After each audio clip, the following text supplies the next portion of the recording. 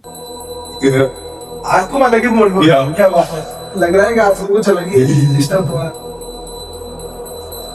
देव उसे सोना दे दे, नहीं तो वो हमें मार डालेगी। वो देख, वो अपने पीछे आ रही है भाई। भाई भाग, प्रेम भाई भाग, क्योंकि ये तो मौत का टाका हो रहा है भाई। भाई प्रेम भाग गया तो और ये मौत का टाका, ये हमें खा जाएगा भाई, ये हमें 4 महीने को तैयार बैठा है। तो दोस्तों, आज का कहानी का शीर्षक है देवरी गांव का खूनी खजाना। क्या आपने कभी सुना है कि मिट्टी सोना तो उगलती है? टोक के देवरी गांव में सोना तो निकला, लेकिन वो अपने साथ मौत भी लाया। आखिर उस रात क्या हुआ देव और प्रेम के संग? चलिए जानते हैं शुरू से।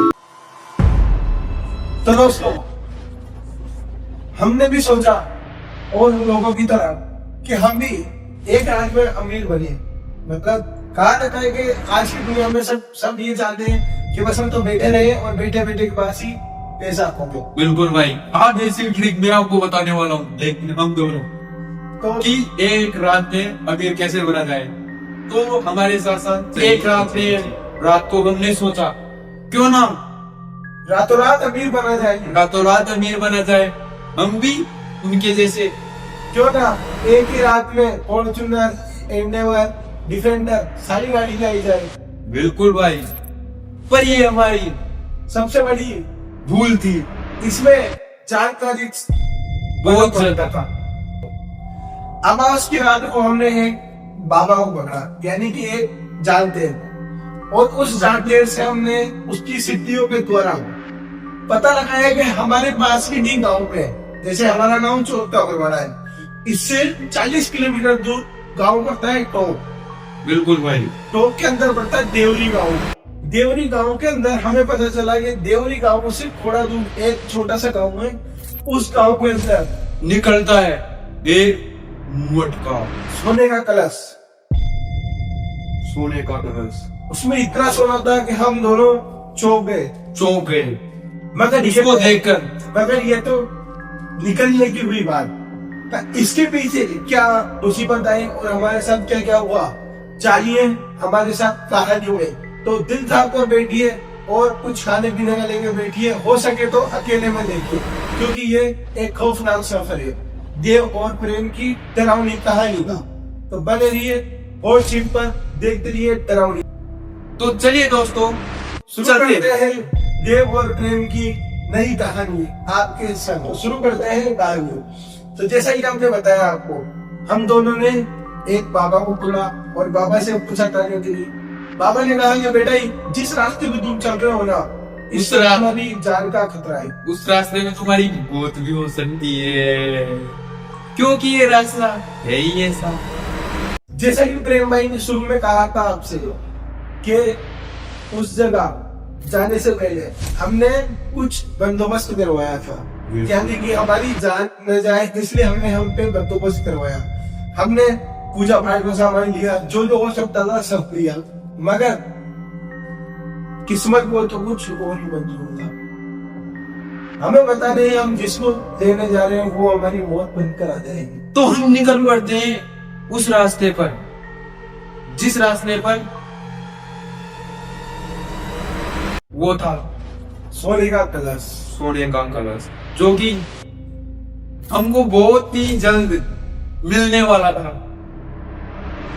तो जब हम रात को निकले तो दोस्तों, हमने सालों को 2 महीनों ने प्लान बनाया कि हम निकलते हैं। पहले हमने उन बाबा से आज्ञा दी कि हे बाबा, आप भी हमारे साथ चलो, मगर उन बाबा ने कहा कि बेटा, मैं यहीं से तुम्हारा हवन पूजन करूंगा कि तुम सुख शांति से वो सब निकाल पाओ। हम दोनों शाम को 5 बजे रवाना होने, यहाँ से कार लेकर टोंक के लिए।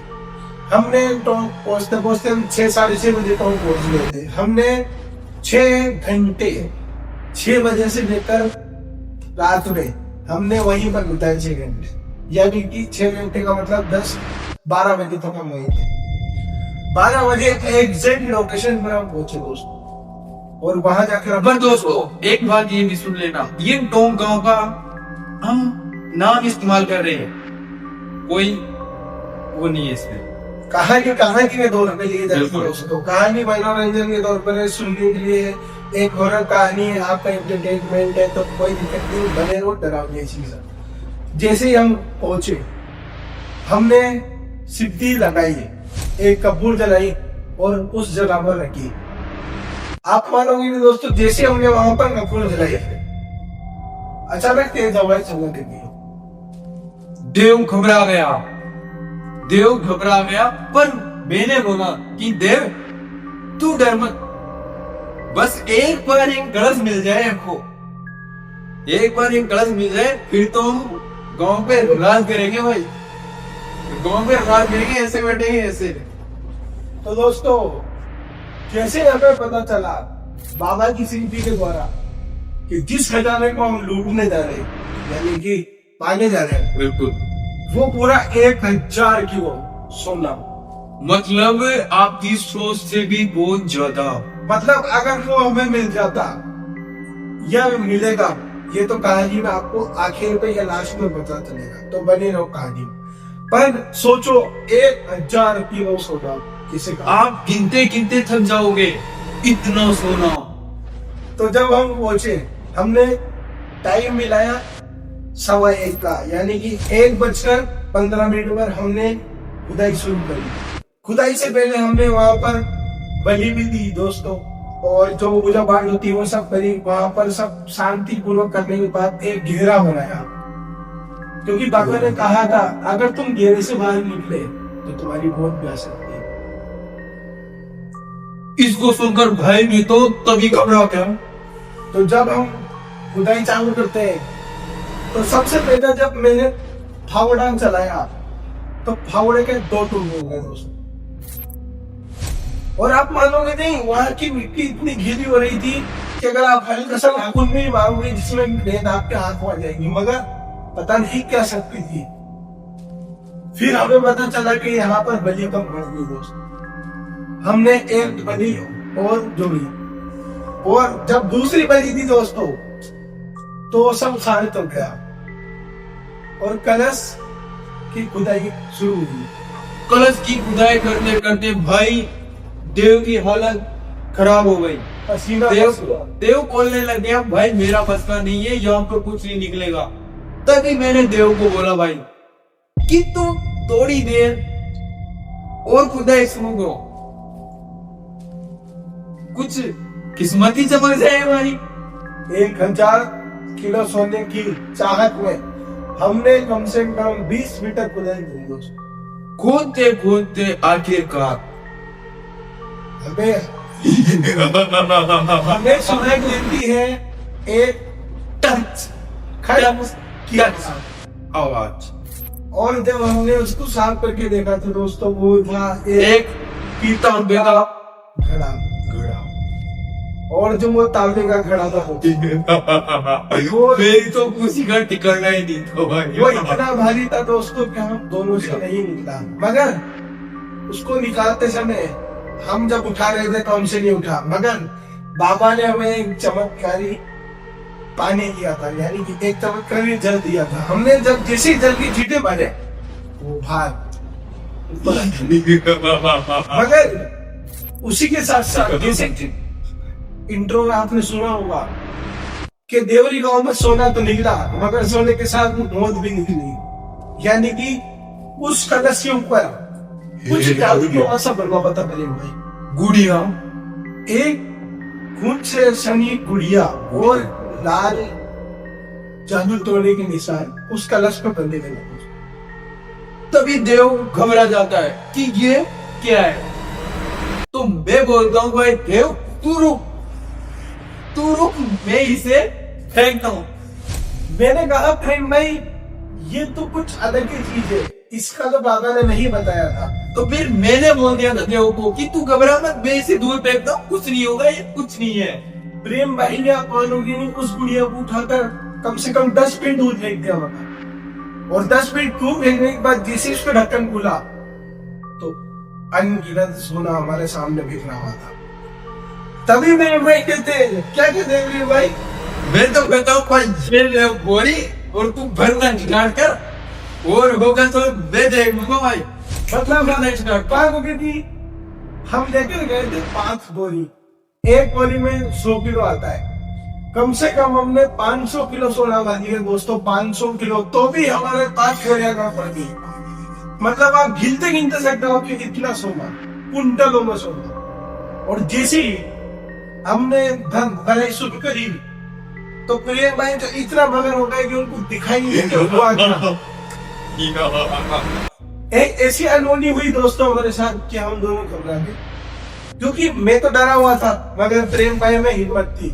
और प्रेम भाई मुझसे कहा, मेरे प्रेम भाई कहाँ हो, इधर देखो नीचे। हमने देखा कि जहां पर सोना बिखरा हुआ है उस सोने के ढेर पर वो गुड़िया वापस आ गई भाई, जिसने 100 मीटर 10 मीटर भी दूर मैंने फेंका था, वो गुड़िया वापस वहां पर पहुंच गई। और एक हैरान करने वाली बात कौन थी दोस्तों, जैसे ही वो गुड़िया आई उसकी आंखें चमक रही थी और वो हमें देख रही थी, यानी कि प्रेम भाई और मुझे, कि हम क्या कर रहे हैं। इसी बीच एक चमकदार रोशनी और चारों तरफ से एक आवाज गूंजने लगी, तुम मेरा सोना लौटा दो वरना मैं तुम्हें लौटा दूंगी। जब प्रेम भाई ने ये सुना, प्रेम भाई ने कहा कि मैंने तो इसको 10 मीटर दूर फेंका था, ये वापस कैसे आ गई। प्रेम भाई ने फिर उसको उठाने की कोशिश करी मगर उसकी शक्ति इतनी तेज थी कि वो उठ ही नहीं रही। प्रेम भाई करंट लगा, प्रेम भाई करंट लगा, प्रेम भाई धूल धड़ाम। तभी दोस्तों हमारी जान कैसे आई। हमने तो सोना जितना बड़ा भर लिया मगर जैसे हम बाहर निकले भगे, हम दोस्तों वहां से भगे और कोरी लेकर दोनों कंधे पे कोरी लेकर भगने लगे। पर जैसे हमने भगने लगे तो वो गुड़िया का आकार धीरे धीरे इतना बड़ा हो गया कि वो हमारे नीचे साया बनकर खड़ी हो गई। साया हो गया दोस्तों। और जैसे हम घेर से निकले, पर हमारे पास ताबीज बना हुआ था दोस्तों, अगर उस दिन हमारे हाथों में ताबीज नहीं होगा तो हमारी गर्दन टूट जाती दोस्तों, इतनी शक्तिशाली थी। आप मानोगे नहीं, उस सोना तो था, उस सोने को जैसे देखे भाग रहे थे हम जब बेहोश होकर उठे तो हमने देखा सुबह के 6 बज रहे और वो जो कला से उसके अंदर सोना नहीं रहा दोस्तों, वो घास और कीचड़ कचरा बन गया दोस्तों सोने का।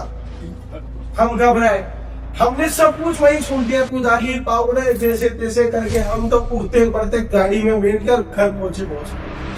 और जब बाबा से बात करी तो बाबा ने कहा, बेटा तुमने तुम्हारी मौत को बुलावा दे दिया था, तुमने उस गुड़िया को देखकर गलती करी, तुमने एक बलि और देनी थी और सारा सोना तुम्हारा होगा।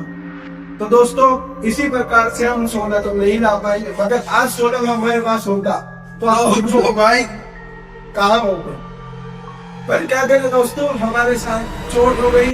तो इसी कहानी के साथ यहीं तक मिलते हैं अगली कहानी में, जब तक के लिए बने रहो डरावनी ऐसी देव और प्रेम पर। कहानी पसंद आई हो तो कमेंट में जरूर बताना कि कहानी कैसी लगी, और आप भी टॉप के पास रहते हो तो कमेंट में जरूर बताना भाई कि हम भी उसी गांव से हैं। तो चलते हैं दोस्तों, मिलते हैं अगली हॉरर कहानी में।